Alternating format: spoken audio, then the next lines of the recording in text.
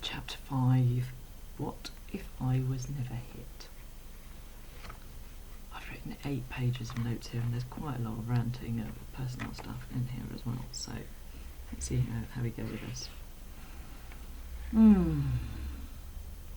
Much that happens trauma-wise goes unnoticed in CPTSD families, as physical abuse is more blatant than verbal and emotional abuse and neglect. But just as many children acquire CPTSD from emotionally traumatizing families as physical ones. So, denial about the traumatic effects of abandonment can hamper your ability to recover. Ongoing neglect creates overwhelming fear, shame, and emptiness. Flashbacks occur. Recovery involves realizing these feelings are the lingering effects of a loveless childhood. Without this understanding, you can be left stranded in unnecessary suffering, not knowing why you are so desperately seeking this out.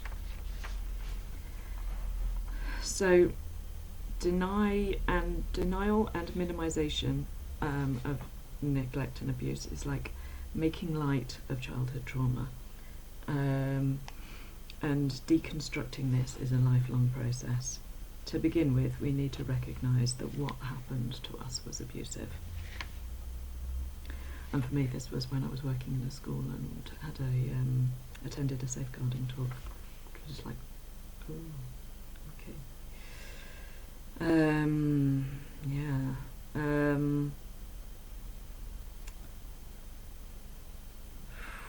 don't think I've fully processed the shock from that, because I feel like there's still some stuff going up for me and running through that again. So, the book talks about a stark evidence of abuse being an outer layer of an onion, sexual abuse, excessive corporal punishment kind of thing. Then subsequent layers being verbal, spiritual and emotional abuse, and the core layers being verbal, spiritual and emotional neglect. This was normal takes time to unpick that it's not normal for others. Many survivors of verbal and emotional abuse never learn to validate the damaging effects of this type of abuse, though there are correlations with cult brainwashing here, and the book reports that more people it's easier to access that with cult brainwashing. Attempts to acknowledge it are blindsided with thoughts that it was nothing in comparison to kids who were regularly beaten. Now, I minimised my parents hitting me because they didn't leave bruises, and this is what the news had told me was bad. Ongoing assault with critical words systematically destroys our self-esteem and replaces it with a toxic inner critic. Fear and toxic shame infused, learning to refrain from seeking any kind of help at all.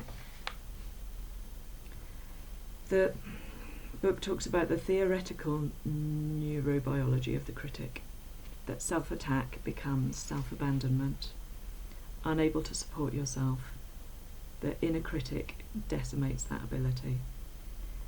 These neural pathways get reinforced, turning into this negativity, self-rejecting perfectionism, obsessing over danger and catastrophizing incessantly. Chapters 9 and 10 expand on how to shrink and deconstruct this. Disidentification of the critic is a lifetime fight. Successful liberation is smoother if you can employ forgiveness from your collapse back into old habits and self-blame. Progress is a back and forth process. Self-hate becomes self-judgment that can't banish the critic.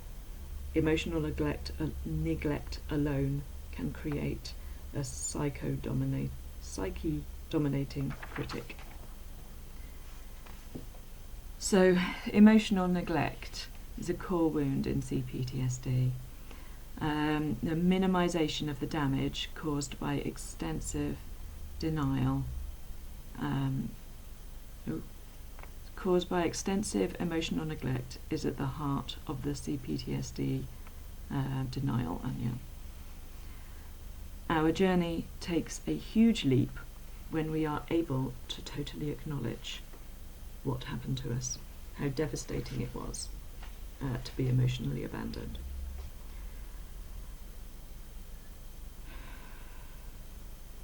When children sense that no one has their back, they feel scared, miserable, disheartened. Those of us who dismiss our abuse are more likely to never work through the wounds we receive here. Some people suffer significant physical abuse and yet don't develop CPTSD.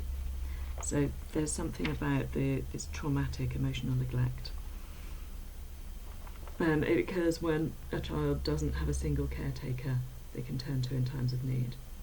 CPTSD sets in to the degree that there is no alternative adult to turn to for comfort and protection.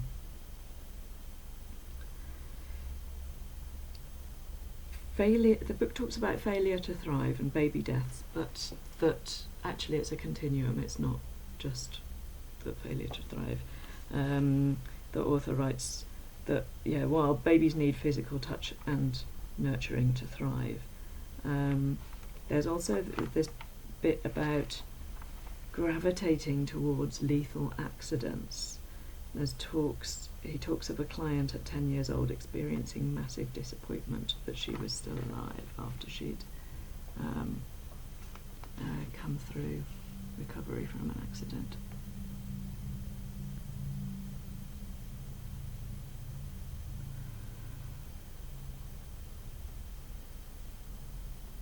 Emotional... can't read my writing. Something and addiction.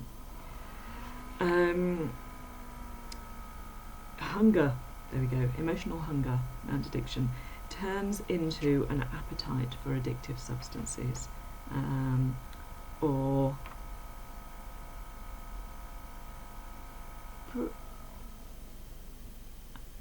activities, I think. Minimizing early abandonment turns into minimizing addictions as a way to rationalize them.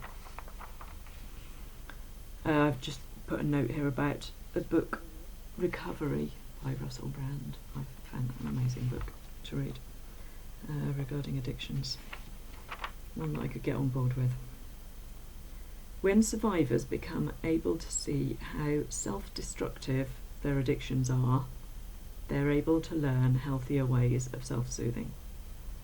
Grieving work gives us tools for working through inner pain, allowing us to stop the need to distract ourselves. An evolutionary basis of attachment needs. Crying children is a healthy response to fear and abandonment. So the cry it out, that's a sign of CPTSD inducing families if babies are left to cry it out alone. When caretakers turn their backs on a child's needs for help, then fear, depression and shame kicks in and the world feels terrifying.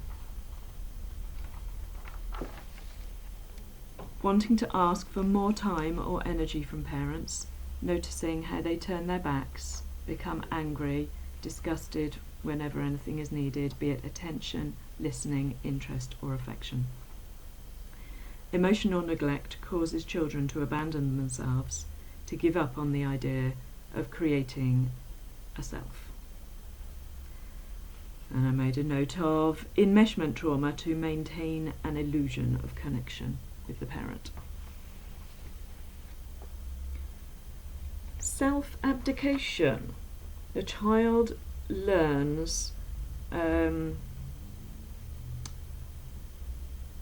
that they can't ask the parent to protect him from dangers outside the home, let alone inside. They can only become hypervigilant about things that can go wrong. People are dangerous.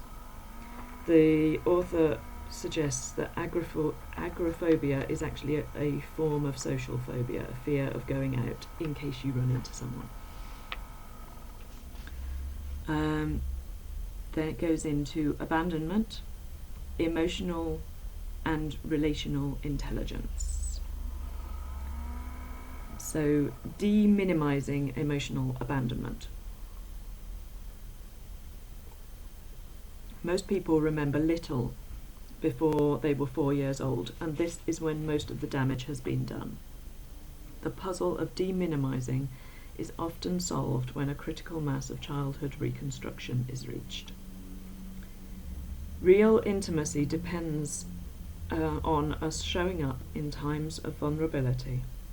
Recovering on a deep level often happens when we connect with a safe enough other during flashbacks. Showing up in my pain. Testing out if well-chosen others would accept me in all aspects of my experience, not just the shiny ones. Finding acceptance, safety and support that I would not have known to wish for. Revisiting a layer that we've visited previously can sometimes impact us more than it did the first time round. And the book talks about bittersweet tears. Bitter as we realise the abandonment was worse than we realised. Sweet as they validate the truth and place the blame in the right place. And then it gives more examples of abandonments and gratitudes for the bitter and the sweet. The power of narrative. The degree of recovery matches the degree of a survivor's story being complete, coherent, emotionally congruent, and told from a self-sympathetic perspective.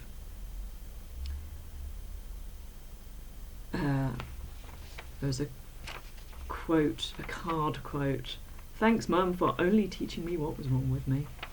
And I to finish, then I wrote, emotional flashbacks are a Emotional flashbacks are a direct message from your child self. What is this me showing you?